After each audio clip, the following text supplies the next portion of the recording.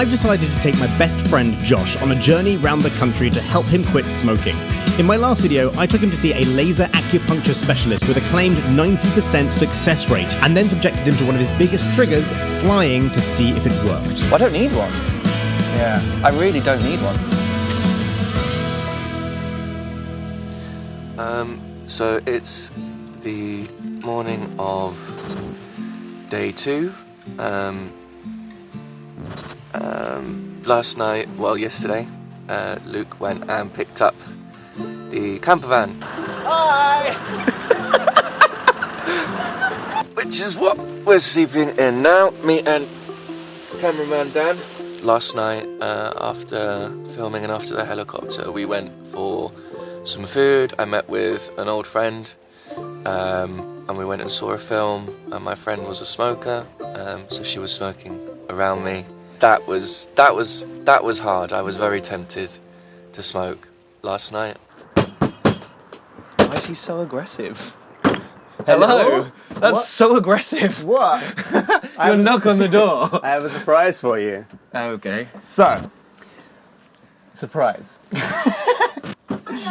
It's Taz! Oh my god! I felt that this challenge wasn't difficult enough. Right. So I've invited Taz. This is going to make it harder for you because Taz smokes. Yes. And like Taz is one of your best friends and will probably try and get me. Break you. Yeah. Right? And so I thought, like, Taz is also going to come on with us and do sound. This is so cool!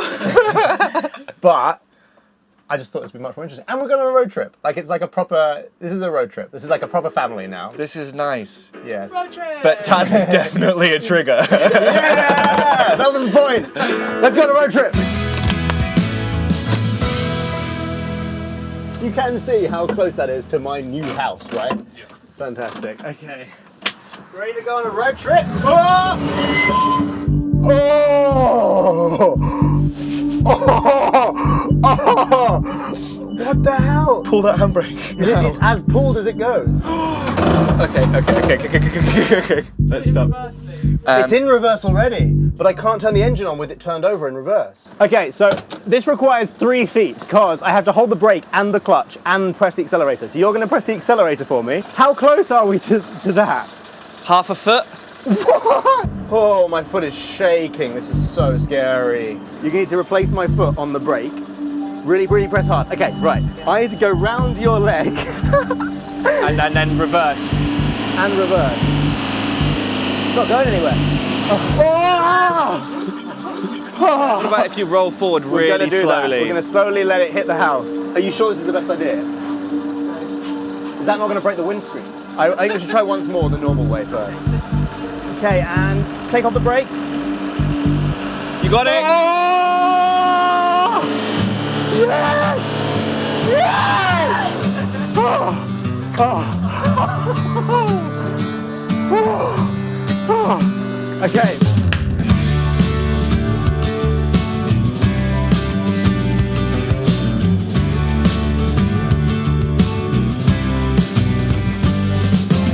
Today we have the drive up to Leeds. I get to see a hypnotherapist, and we test trigger number 2, which is drinking. I've never been able to have a drink and not smoke. Luke's put a lot of effort and work into this. He's got a lot of hope that this is going to work, especially after yesterday being such a success. So I'm really nervous that I might let him down. We started the day exploring when Josh started smoking way back in 2007 in Spain.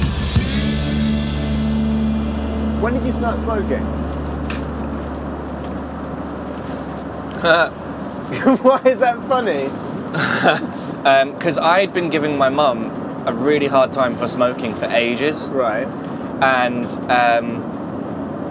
but I just started a new school in Tenerife, in the Canary Islands in Spain. And there was this girl called Chantel that I really liked. Her nickname was Shaggy, by the way. Shaggy? Yes, and I eventually went on to lose my virginity with her. And so we bunked off school one day. We jumped over the wall from school. I went to the beach. and everyone was smoking, so I decided to have a cigarette, and then it seemed like the cool thing to do. Right. Okay, so that's really important. That's really important because you said it seemed like the cool thing to do. Because that's like the whole thing, isn't it? It's like people think smoking's cool. Do you know what the really funny thing is, though, is it was so much easier to smoke in Spain because cigarette packets were 50 cents. Wow. And you think, like, in England now, you do get ID'd for cigarettes. It's quite rare that you don't. Everyone's very on it. No one wants to lose their license, blah-de-blah-de-blah. But they were all in vending machines. And then I think I started smoking properly when by the time I turned 17. I moved back to the UK and I got my first job. My first job in the UK, anyway, which was working at the Cow and Calf in Ilkley.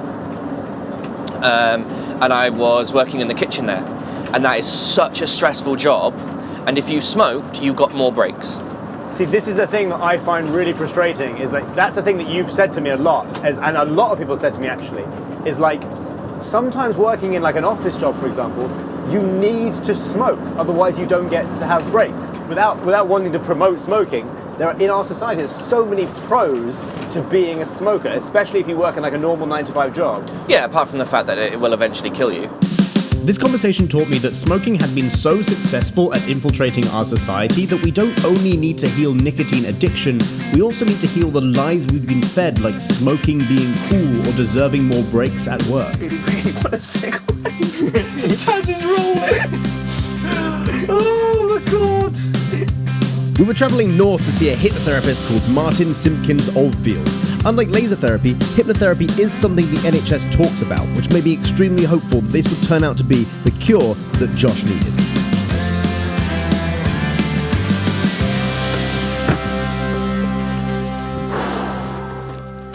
Okay, you nervous? A bit. A bit. Wow. Hello, I'm Martin and I'm from the Hypnotherapy Clinic based on Gleaders Common in Sheffield. Do you want to stop smoking? How much do you smoke? How much is it costing you? What do you like about it? What don't you like about it? Smoking, it's a very personal thing. People smoke for different reasons, but there's one common thing all the way through that. The triggers. Hello. Hiya, it's Josh. Josh, how you doing? Yeah, not so bad. Hey. Sorry I'm a little bit late. Hypnotherapy is a form of psychotherapy that influences the subconscious. There is no conclusive research proving hypnotherapy to be an effective method for stopping smoking. Change Incorporated does not condone hypnotherapy for smoking cessation. Always speak to your medical practitioner. So why do you want to stop? What's your main reason for stopping? I've been signed off work recently with anxiety and depression, and I'm fighting all this stuff, and all of that seems like it's quite a long journey and it's going to be quite a big process, and it's I'm not getting very many wins with it, and I just want to have a win, if that makes sense. Like I want to... Bless you.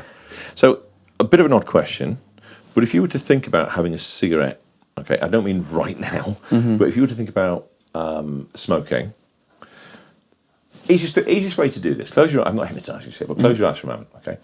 I want you to just imagine for a moment smoking. Okay, not here, but smoking. Where do you see yourself?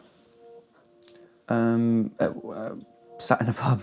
Sat in a pub? Yeah. Excellent. So outside in beer garden kind of thing? Beer. What I'm trying to find out there is your biggest trigger. That's your biggest trigger.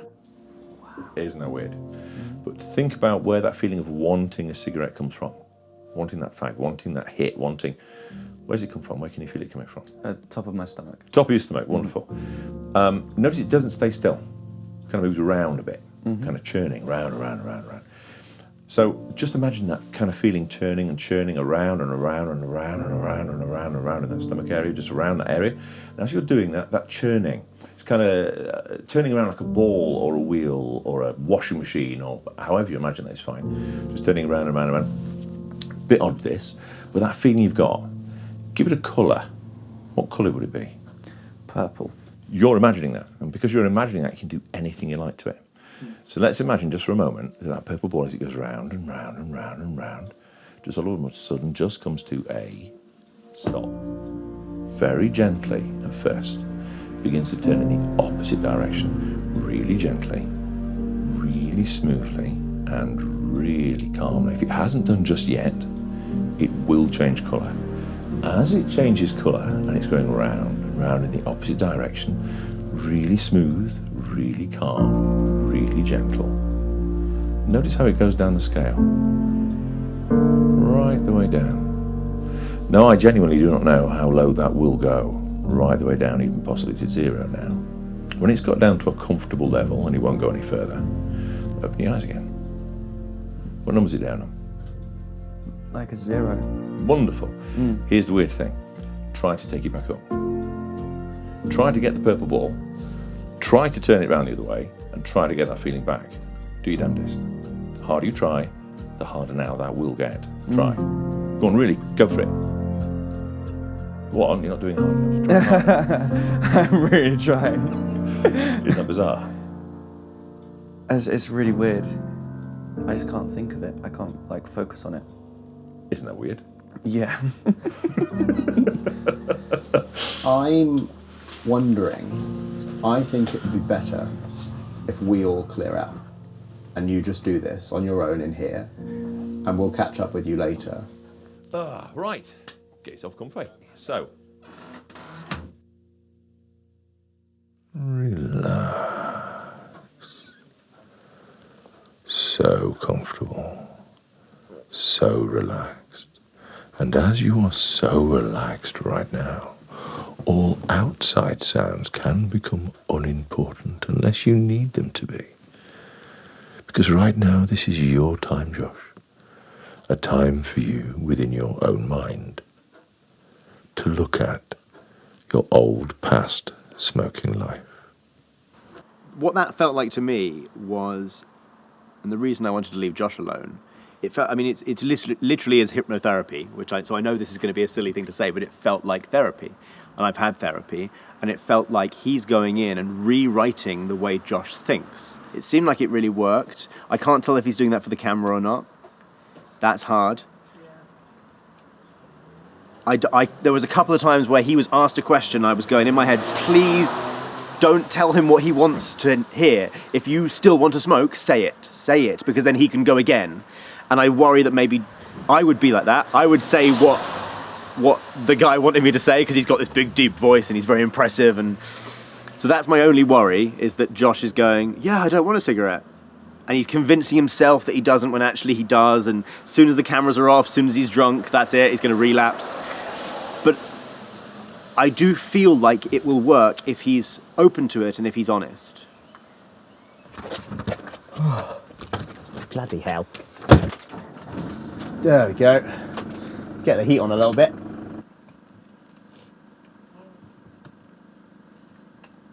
As you look back on your old smoking life, the way you used to be, imagine seeing an image of yourself, 13 years old, that little boy. Are you going to head up to the van, yeah? Okay, cool. Are you alright? Do you feel alright? You sound really chill. Oh, he's there! Exciting. Hello. Hello. How do you feel? Weird. What did he do? I don't know. Do you not remember? Like, I don't know what he did. Like, I don't remember. He records it and gives it to you so you can listen to it again. Right. I know I wasn't asleep. Yeah. I remember the colour gold really strongly. Okay. I know there was counting. Yeah, we heard the counting. We heard some of the counting. I came out of it and he said, how long were you doing that for? And I said, 2 minutes. And he said, you've been doing it for 20. Wow. I feel different. I don't want a cigarette. You don't want a cigarette? He's done something. If I was to hand you a cigarette right now, what would you think? I wouldn't. Ooh. Really? Like, ooh, yes, the ooh. That was good. I liked the ooh. it's really weird. Right. I said to him afterwards, I was laughing and I was like, this is really cliche, but I feel like a different person. He said, you will. You've had 10 years of this constant trying not to smoke, and now you don't need to try. What did he make me do? He made me do something. What, like physically or mentally? I remember he made me do something. I can't remember what he did. I can't remember it. Like, I can't think, like, I know I was awake though, I just can't remember. And I asked him, like, were you talking the whole time? And he was like, there wasn't a moment where I didn't stop talking. And I was like, wow. He put you in a trance, basically. yeah, I must have been. Otherwise I'd remember. But it definitely wasn't just, I was there lying there with my eyes closed. Like, I was in some sort of state. Yeah. Right, let's go then. Next time, Josh faces his final test, his own best friend, to see if he can control himself once he's drunk. I can feel myself panicking, it's horrible.